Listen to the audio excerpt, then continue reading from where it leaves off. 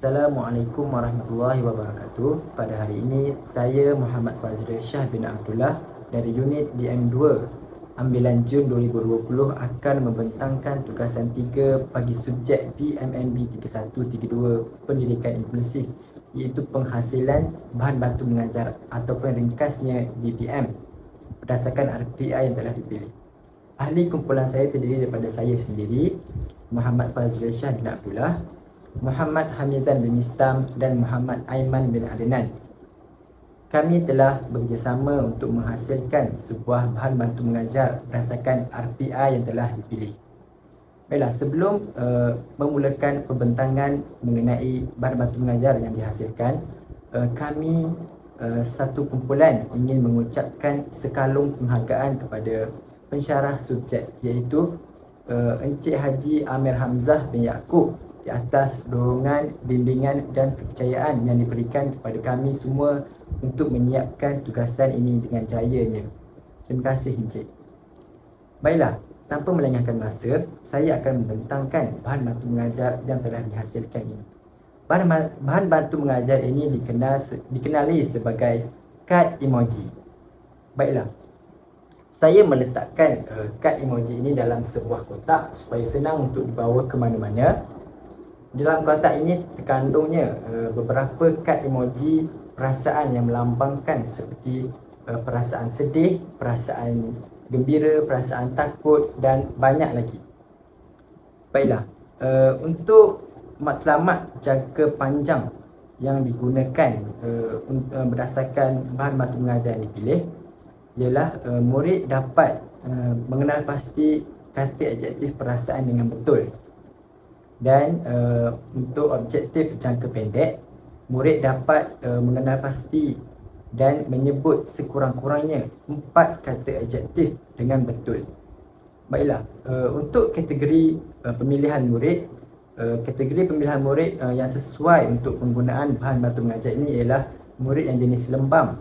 Dan kami dapati murid yang tidak boleh memberi fokus langsung sekiranya tiada bahan bantu mengajar ataupun objek yang digunakan untuk sesi PDP pada ketika itu.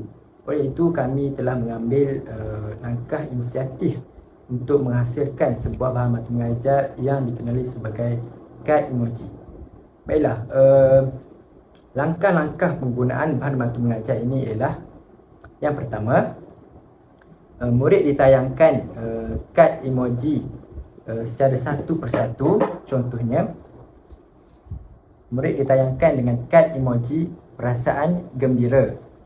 Langkah yang kedua, murid perlu mengenal pasti kad emoji yang ditayangkan, sama ada perasaan sedih, perasaan gembira, perasaan suka dan sebagainya. Langkah ketiga, murid tersebut perlu menyebut perasaan apakah yang ditunjukkan oleh kad emoji ini. Sekiranya murid tersebut boleh menjawab, kad yang seterusnya akan ditayangkan seperti kad emoji sedih. Sebaliknya, sekiranya murid tersebut tidak mampu untuk menyebut apakah perasaan yang digambarkan berdasarkan kad emoji ini, guru sendiri yang perlu memberi dorongan ataupun membetulkan pada pelajar tersebut. Contohnya, ini merupakan kad emoji yang menggambarkan perasaan sedih, tetapi murid tersebut tidak boleh menyebut ataupun tidak mengetahui apakah perasaan yang ditunjuk ini. Oleh itu, guru mestilah memainkan peranan seperti membuat mimik muka sendiri, seperti membuat muka gembira, seperti senyum ataupun ketawa, untuk merangsang murid tersebut menjadi boleh menjawab dengan betul mengenai perasaan yang digambarkan ini. Baiklah, langkah yang keempat, guru perlu menutup semula kotak emoji yang telah diberikan dan diletakkan di hadapan murid untuk sesi ujian.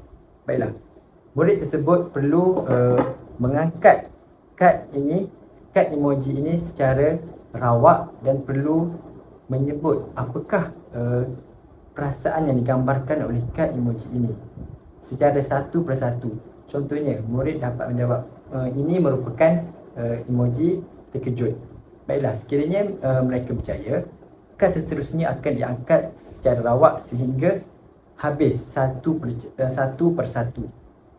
Kemudian kad gembira. Okey, murid boleh menjawab ini merupakan perasaan gembira. Baiklah. Untuk kelebihan kad emoji yang kami hasilkan ini ialah supaya murid dapat mengaplikasikan perasaan mereka dalam kehidupan harian.